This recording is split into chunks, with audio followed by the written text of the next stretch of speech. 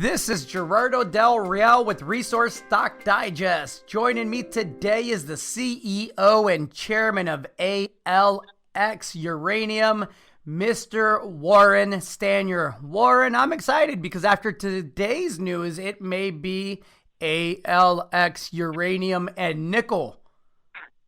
Well, we're definitely throwing that around, and thank you for calling today, Gerardo. It is it's an exciting day. That's not a word I use that often. There you go. There you go. Well, listen, thank you for coming on, Warren. Let me let everybody know and provide some context why the heck we're so excited. You know, you sampled up to 3.13% nickel at your Falcon nickel project in Saskatchewan. Now, this is a project that you have the option to earn, I believe, it's 100% of this one, right? So this is a big deal if this actually turns into something. What's even better, Gerardo, is that we actually own 100% right now. There you go. Since May, we first staked, and then we purchased the claims that we wanted to add to the land position and fill the gaps where Eagle Plains, they're very good at staking. They caught pieces of the deposits while we did a deal with them. And now we've done a deal with another vendor to the north. So we have about 50,000 acres there now. And it's a very, very good property. It sat for over a decade with no work, nobody talking about it even, except scientists have come there. And one in particular, I'm looking forward to meeting him in Saskatoon in early December because I know he'll be there for the open house. It's a geological symposium that's put on every year. A fellow named Charles Normand visited the property. He compares it to the deposition style and mineralization style of Voisey's Bay. Well, that got my attention and he wrote that 4 years ago. Did some detailed mapping, took his own samples. If you know about the story of Voisey's Bay, which I think you do, I do. There's a number of zones that are interconnected. What's lacking right now at Falcon is no one's figured out what's the connection between the zones, and that's what we're trying to find. Now, you mentioned in the news release that this has the potential to host a world-class nickel, copper, cobalt deposit. Obviously, that's a pretty bold claim in light of the fact that we're talking about 3 grab samples taken from historical trenches. But in fairness, you've seen these systems in the past, Warren. You have extensive experience, and it's not just you saying it. So can you provide some perspective and context for those that look at this with a cynical eye and say, well, it's great that Gerardo's excited, but he's not a geologist. It's great that Warren's excited, but he's got skin in the game, so he's biased. And we're just talking about samples. Can we speak to the potential of the project and why you feel this could host a world-class nickel, copper, cobalt deposit? Well, what we're seeing there near surface and on surface are long linear deposits where magma flowed from well within the earth, reacted with rocks that were at surface and flowed along these, as I said, these linear channels. Where's the chamber? Where's the magma chamber where this mixing occurred that then let this newly mineralized material solidify into what's called the Axis Lake deposit, the Ray Lake deposit, and the Curry Lake deposit. And what we see, interestingly, from south to north, Ray Lake is quite low grade. There's a lot of it, but it's only 0.1% nickel, 0.1% copper. Then Axis Lake, 750 meters to the north, is 0.6% nickel, 0.6% copper. And there's about 3 to 3.5 million tons. Again, these are not compliant resources. These were done by people back in the 50s, 60s, 70s, etc. And then we go to Curry Lake. Now, Curry Lake is the furthest north. It's the highest grade. That's the one we just visited. It's the smallest. So why is it the smallest, and why is it the highest grade? And meanwhile, we have conductors that were detected by modern airborne surveys, but they were never followed up. Nobody drilled them. Nobody searched around the area of the conductors like what we're doing now. The property was abandoned by Pure Nickel because they had another nickel property in Alaska at the time that was paying all the bills with a Japanese company, a big company. So they just let what they called Fond du Lac project sit.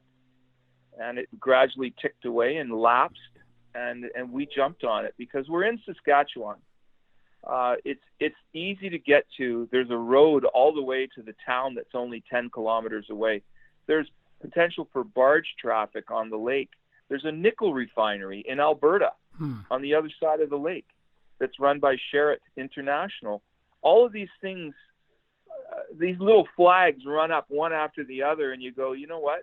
If we could find the reason for this resource, there has to be a reason for it.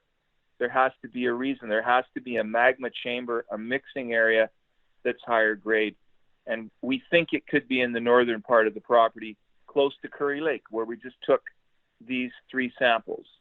And we took way more than that. These were sent to my office, and I looked at them and I said, wow, it's going to be a month. It's going to be a month before we get anything from the lab in Ontario. Why don't we rush these through a lab where we can, get a favor? And they did it for us. And so that's what we're reading today. Excellent. Now, to further your goal of looking for this higher grade source of the at surface and near surface mineralization, I understand that you've engaged Condor Consulting. Can you speak to that? Condor Consulting, one of the most innovative groups in the geophysics business, in that they're very, very good at integrating historical data. We have 3 airborne surveys that have been flown since 1991, all digital. They're working on that right now on our behalf. They're modeling targets for us. For example, one near the Curry Lake trenches where we just visited and took these rocks from in the limited time we had.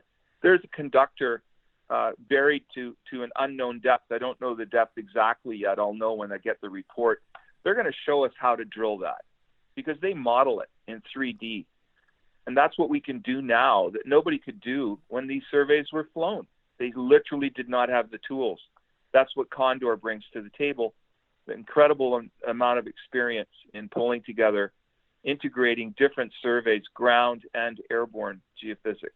When are you expecting that final report, Warren? It's anytime. I just got something today from them. They send me little prelims, pictures of things. And, I've asked them to look. Yes, we know in the southern part of the property, there's 2 deposits there. What we want to find is the connection and why they're there. And we think that the northern area is the place to look. So I've asked Condor to really concentrate on that area. And so it should be in the next couple of weeks, I would think. Meanwhile, we'll have samples coming from the lab for another 23 rock samples. And we did a very leading edge soil survey, a geochemical survey as well, that will tell us if we can get a kick over a top of a conductor that you can't see. And people have walked over it, never knew anything was there. These soil surveys can actually tell you if there's potential for minerals beneath in that conductor. Even in a very tough market, 2 points. One, you always do a phenomenal job for the companies that you're involved in to bring in prospective projects during bear markets at very opportunistic prices. You have not had the benefit of a junior resource bull market yet. I think that will change in 2020.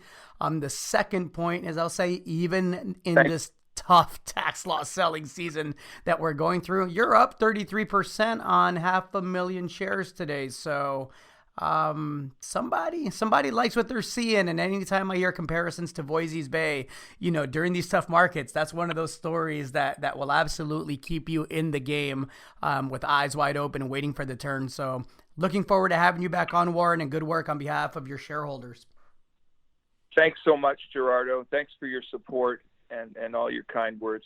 We appreciate it. Look forward to chatting soon on the rest of those samples. And once that report comes back from Condor, excited for that. Me too. Thanks a lot. Cheers. Okay. Bye now.